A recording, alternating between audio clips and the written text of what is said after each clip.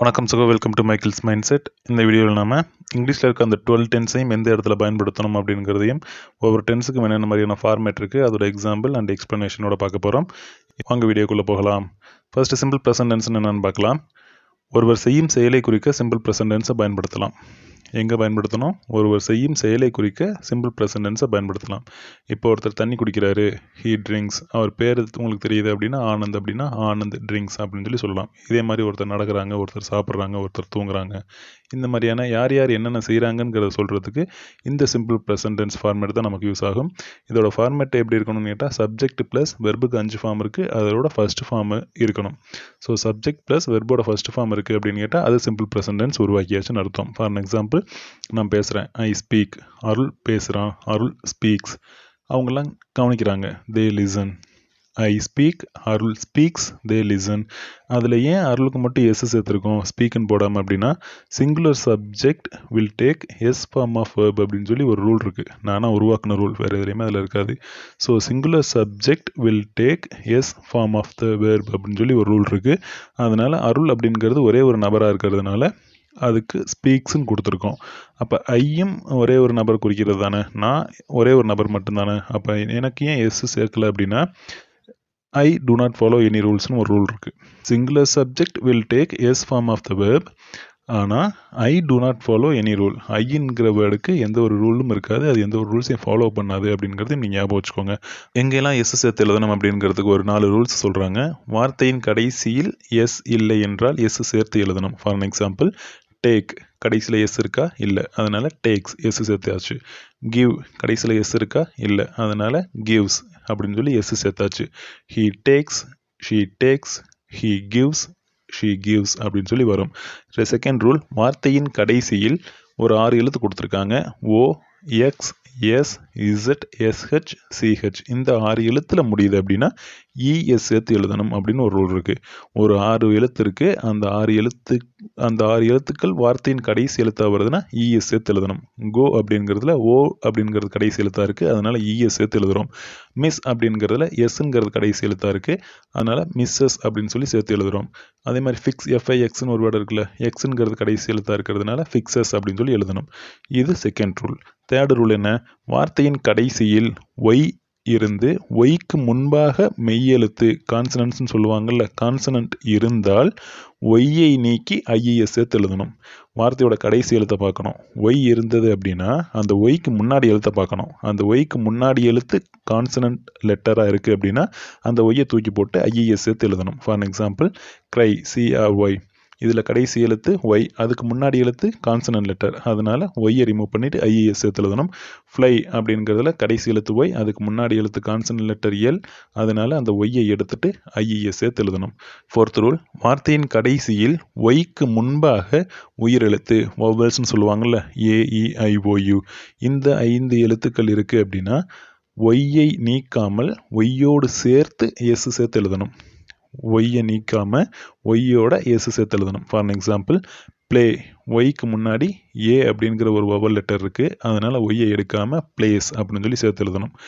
By, ஒய்க்கு முன்னாடி யூங்கிற ஒரு வவல் லெட்டர் இருக்குது, அதனால் ஒய்யை எடுக்காமல் ஒய்யோட சேர்த்து எஸ், பைஸ் அப்படின்னு சொல்லி போடணும். ஹீ பிளேஸ், ஷீ பைஸ் அப்படின்னு சொல்லி வரும் வாக்கியங்கள்.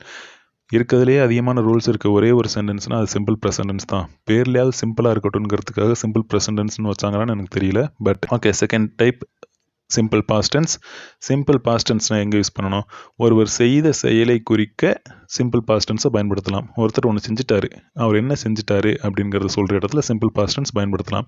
அவர் தண்ணியை குடிச்சிட்டாரு, அவர் சாப்பிட்டுட்டாரு, அவர் தூங்கிட்டாரு. இந்த மாதிரி சிம்பிளாக அவர் என்னென்ன செஞ்சுட்டாங்க அப்படிங்கிறத சொல்கிற இடத்துல சிம்பிள் பாஸ்ட் டென்ஸ் யூஸ் பண்ணலாம். அதோட ஃபார்மேட் எப்படி இருக்கணும்னா, சப்ஜெக்டில் வெர்போட செகண்ட் ஃபார்ம் சேர்த்து எழுதிட்டோம் அப்படின்னா அது சிம்பிள் பாஸ்ட் டென்ஸாக வந்துடும். For example, I speak. ஸ்பீக்குங்கிறது வெர்போட ஃபர்ஸ்ட் ஃபார்ம், வெர்போட செகண்ட் ஃபார்ம் ஸ்போக், அதனால் ஐ ஸ்போக். அருள் ஸ்போக். லிசனோட second form listened, they listened, அப்படின்னு சொல்லணும். ஐ ஸ்போக், நான் பேசினேன். அருள் ஸ்போக், அருள் பேசினா. தே லிசன்ட், அவங்க கவனிச்சாங்க அப்படின்னு சொல்லி வரும்.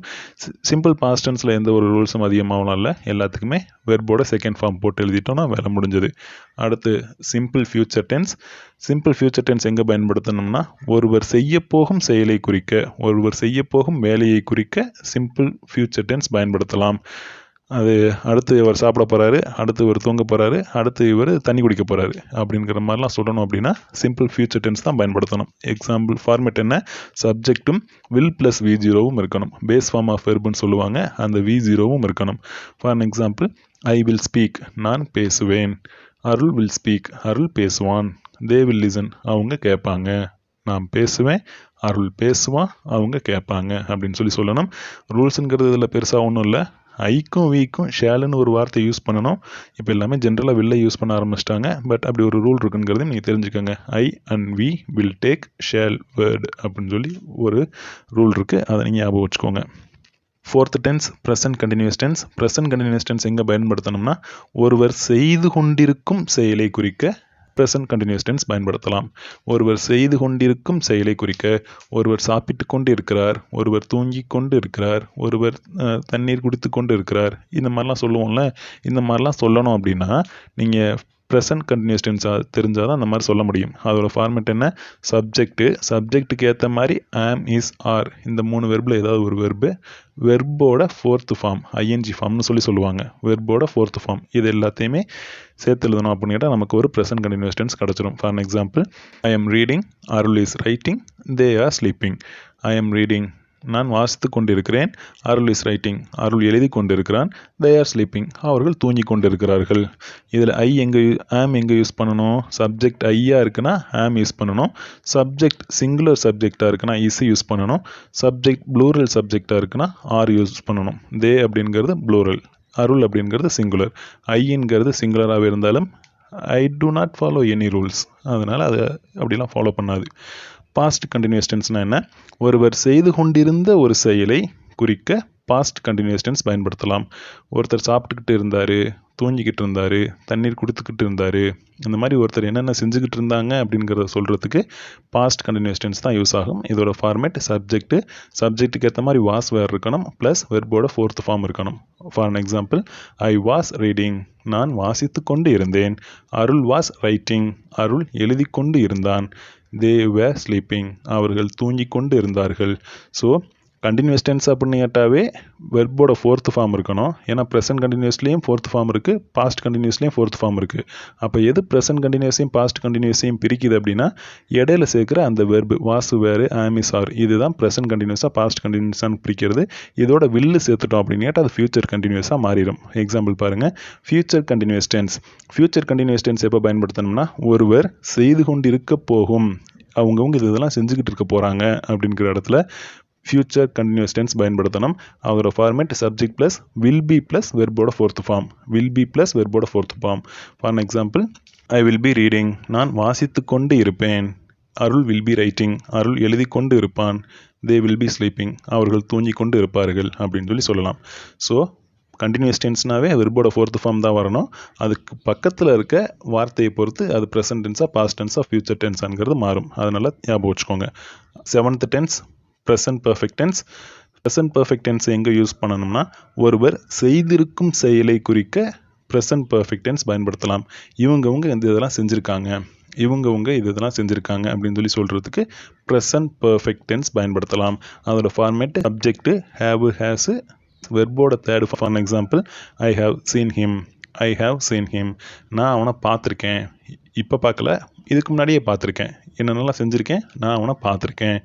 அருள் has seen him, Arul has seen him, Arul அவனை பார்த்துருக்கான். தே ஹாவ் சீன் ஹர், அவங்கெல்லாம் அவனை பார்க்கல, அவளை பார்த்துருக்காங்க. தே ஹாவ் சீன் ஹர், அவர்கள் அவளை பார்த்துருக்கிறார்கள். இந்த மாதிரி யார் யார் என்னென்ன செஞ்சுருக்காங்க அப்படிங்கிறத சொல்கிறதுக்கு ப்ரெசன்ட் பர்ஃபெக்ட் டென்ஸ் யூஸ் ஆகும். இது செஞ்சு முடித்த செயலோட தாக்கம் இப்பயும் நமக்குள்ளே இருக்குங்கிற பட்சத்தில் ப்ரெசன்ட் பர்ஃபெக்ட் டென்ஸ் யூஸ் பண்ணணும். இதோட ரூல் என்ன, சிங்குலர் சப்ஜெக்டாக இருந்தால் ஹேஸ் யூஸ் பண்ணணும். ஐ சிங்குலராக இருந்தாலும் ஹேவாக தான் யூஸ் பண்ணணும். ப்ளூரல் சப்ஜெக்டாக இருந்தால் ஹேவ் யூஸ் பண்ணணும். Okay. 8th tense past perfect tense. ஒருவர் செய்திருந்த செயலை குறிக்க பாஸ்ட் பர்ஃபெக்ட் டென்ஸ் பயன்படுத்தலாம். ஒருவர் என்னென்னலாம் செஞ்சுருந்தாங்க அப்படிங்கிறத சொல்கிறதுக்கு பாஸ்ட் பர்ஃபெக்ட் டென்ஸ் யூஸ் பண்ணலாம். Subject plus had plus V3 இதுதான் பாஸ்ட் பர்ஃபெக்டோட format. For example, I had seen him, நான் அவனை பார்த்திருந்தேன். ஐ ஹேட் சீன் ஹிம், நான் அவனை பார்த்திருந்தேன். Arul had seen him, Arul அவனை பார்த்திருந்தான். தே ஹேட் சீன் ஹர், அவர்கள் அவளை பார்த்திருந்தார்கள். தே ஹேட் சீன் ஹர் அப்படின்னு சொல்லணும். இதில் ரூல்ஸுங்கிறது எதுவும் இல்லை. ஏன் அப்படின்னா சப்ஜெக்ட் எதுவாக இருந்தாலும் நம்ம ஹேடுங்கிற ஒரு வார்த்தையை மட்டும் தான் பயன்படுத்த போகிறோம். அடுத்து future perfect tense. Future perfect டென்ஸ்னால் ஒருவர் செய்திருக்க போகும் செயலை ஃபியூச்சர் பர்ஃபெக்ட் டென்ஸில் சொல்லலாம். இவங்க இதெல்லாம் செஞ்சுருப்பாங்க அப்படின்னு சொல்கிற இடத்துல ஃபியூச்சர் பர்ஃபெக்ட் டென்ஸ் யூஸ் பண்ணலாம். Format subject plus will have plus V3. Subject plus will have plus V3. For example, I will have seen him by 8 PM. நான் 8 மணிக்குள்ளே அவனை பார்த்துருப்பேன். நான் 8 மணிக்குள்ளே அவனை பார்த்துருப்பேன். எப்போ? ஃப்யூச்சரில். இதெல்லாம் செஞ்சுருப்பேன் அப்படின்னு சொல்கிறது. Arul will have seen him by 8 PM. Arul 8 மணிக்குள்ளே அவனை பார்த்துருப்பான். They will have seen her by 8 PM. அவர்கள் 8 மணிக்குள் அவளை பார்த்திருப்பார்கள் சொல்லணும்.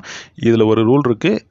It should have ending time. எதற்குள்ளே இந்த செயல் நடந்திருக்கும் அப்படிங்கிறத ஒரு எண்டிங் டைம் கொடுத்து இந்த வாக்கியங்களை பயன்படுத்தணும். ஓகே, நீங்கள் நெட்டில் டைப் பண்ணி பார்த்தீங்க அப்படின்னு கேட்டால் நிறைய எக்ஸாம்பிள் இருக்கும். கோத்ரூ பண்ணி பார்த்து தெளிவாக இருந்துக்கங்க. Tense present perfect continuous tense.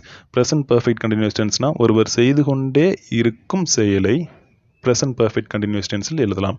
ஒரு சில பேர் ஒரு சில விஷயங்களை செஞ்சுக்கிட்டே இருப்பாங்க வருஷ கணக்கில். அந்த மாதிரி ஒரு விஷயத்தை முன்னாடியே ஆரம்பித்து இப்போ வரைக்கும் தொடர்ந்து செஞ்சுக்கிட்டே இருக்காங்க அப்படின்னா அதை ப்ரெசன்ட் பர்ஃபெக்ட் கண்டினியூஸ் டென்ஸில் சொல்லணும். இதோட format subject plus have been அல்லது ஹேஸ் பீன், அதோட வெர்போட fourth form. Example, I have been waiting for you since 1 PM. நான் 1 மணிக்கு உனக்காக வெயிட் பண்ண ஆரம்பித்து இப்போ 4 மணி ஆச்சு. இப்போ வரைக்கும் உனக்காக காத்து கொண்டே இருக்கிறேன். I have been waiting for you since 1 PM. 1 மணியிலிருந்து உனக்காக காத்து கொண்டே இருக்கிறேன். Arul has been waiting for you from 12 PM. Arul has been waiting for you from 12 PM. 12 மணியிலிருந்து அருள் உனக்காக காத்து கொண்டே இருக்கிறான். They have been waiting for you for 2 hours. அவங்க 2 மணி நேரமாக அவனுக்காக வெயிட் பண்ணிகிட்டு இருக்காங்க. அந்த சின்ஸ் அப்படிங்கிற ஒரு வேர்டை எந்த நேரத்திலேருந்து அப்படிங்கிறத சொல்கிறதுக்கும், ஃப்ரம் அப்படிங்கிறதும் இந்த நேரத்திலேருந்து அப்படின்னு சொல்கிறதுக்கும் யூஸ் பண்ணணும். அந்த ஃபார் அப்படிங்கிறது மொத்தமாக எவ்வளோ நேரம் வெயிட் பண்ணோம், நான் எப்போ வந்தேன், இப்போ வரைக்கும் எவ்வளோ நேரம் ஆச்சு அப்படிங்கிறத மொத்தமாக சொல்கிறதுக்கு ஃபார்ங்கிற வேர்டை யூஸ் பண்ணணும். They have been waiting for you for 2 hours. உனக்காக 2 மணி நேரம் அவங்க காத்து கொண்டே இருக்கிறாங்க அப்படின்னு சொல்லணும். ரூல்ஸ் என்ன? சிங்குலர் சப்ஜெக்டாக இருக்குன்னு கேட்டால் ஹேஸு ஆஸ் யூஷுவல் ஐ அப்படிங்கிறது ரூல்ஸை ஃபாலோ பண்ணாது. சிங்குலராக இருந்தாலும் அது ஹேவ் தான் இருக்கும். ப்ளூரல் சப்ஜெக்டாக இருக்குன்னா ஹேவ் அப்படின்னு யூஸ் பண்ணணும். 12th tense past perfect continuous tense. ஒருவர் செய்து கொண்டே இருந்த செயலை குறிக்க பாஸ்ட் பர்ஃபெக்ட் கண்டினியூஸ் டென்ஸ் பயன்படுத்தலாம். ஒரு சில பேர் ஒரு பர்டிகுலர் டைம்லேருந்து ஒரு பர்டிகுலர் டைம் வரைக்கும் தொடர்ச்சியாக ஒரு வேலையை செஞ்சுக்கிட்டே இருப்பாங்க. 2015 2018 வரைக்கும் கிட்டத்தட்ட ஒரு 3 வருஷம் நான் படிச்சுக்கிட்டே இருந்தேன்டா கவர்மெண்ட் ஜாப் கிடைக்கணும் அப்படின்னு. அந்த மாதிரி ஒரு பர்டிகுலர் டைம்லேருந்து ஒரு பர்டிகுலர் டைம் வரைக்கும் தொடர்ச்சியாக ஒரு வேலையை செஞ்சுக்கிட்டே இருந்திருந்தாங்க அப்படின்னா அதை பாஸ்ட் பர்ஃபெக்ட் டென்ஸில் சொல்லணும். அதோட format subject plus had been plus வெர்போட fourth form. I had been waiting for you for 2 hours. நான் உனக்காக 2 மணி நேரம் காத்து கொண்டே இருந்திருந்தேன். Arul had been waiting for you for a week. Arul உனக்காக 1 வாரமாக காத்துக்கிட்டே இருந்தான். இப்போ இல்லை, இதுக்கு முன்னாடி. They had been waiting for you for a month. நீங்கள் எப்போ வருவீங்க அப்படிங்கிறத தெரிஞ்சுக்கிறதுக்காக அவங்க 1 மாதமாக உங்களுக்காக காத்துக்கிட்டே இருந்தாங்க அப்படின்னு சொல்லணும். ஓகே, இதே மாதிரி ஃபியூச்சர் பர்ஃபெக்ட் கண்டினியூஸ் டென்ஸ்னால் ஒருவர் செய்து கொண்டே இருக்க போகும் செயலை குறிக்க future perfect continuous tense use பண்ணலாம். இப்போ நீ வந்தாலும் சரி வரலாட்டினாலும் சரி உனக்காக நான் கிரவுண்டில் 2 மணி நேரம் காத்துக்கிட்டே இருப்பேன். ஃப்யூச்சரில் 2 மணி நேரம் அவனுக்காக காத்துக்கிட்டே இருக்க போகிறேன். அந்த செயல் நான் செஞ்சுக்கிட்டே இருக்க போகிறேங்கிற பட்சத்தில் ஃபியூச்சர் பர்ஃபெக்ட் கண்டினியூஸ் டென்ஸ் நம்ம யூஸ் பண்ணலாம். அதோட format subject plus will have been plus வெர்போட fourth form. I will have been waiting for you for 2 hours. I will have been waiting for you for 2 hours. நான் உனக்காக 2 மணி நேரமாக காத்துக்கிட்டே இருக்க போகிறேன். Arul will have been waiting for you for a week. உனக்காக அருள் 1 வாரமாக காத்துக்கிட்டே இருக்க போகிறான். Arul will have been waiting for you for a week. Arul உனக்காக 1 வாரத்துக்கு காத்துக்கிட்டே இருக்க போகிறான். They will have been waiting for you for a month. அவர்கள் உனக்காக 1 மாதத்துக்கு காத்துக்கிட்டே இருக்க போகிறாங்க அப்படின்னு சொல்கிறதுக்கு future perfect continuous tense use ஆகும். ஸோ இதில் நமக்கு அதிகமாக யூஸ் பண்ணுறது வெர்பில் V1 எங்கே யூஸ் பண்ணணும், V2 எங்கே யூஸ் பண்ணணும், V3 எங்கே யூஸ் பண்ணணும், V4 எங்கே யூஸ் பண்ணணும்னு சொல்லி தெரியணும். அதனால் வெர்பை பற்றி ஒரு பார்வை பார்த்துட்டு வந்துடலாம்.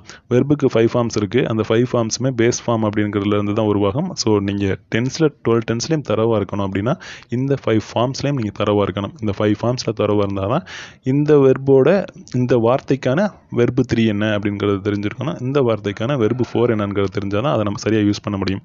பிளேயோட 5 forms play, played, played, playing to play. டூவோட 5 form do, did, done, doing to do. ஈட்டுக்கு 5 ஃபார்ம்ஸ் இருக்குது. Eat, ate, eaten, eating to eat.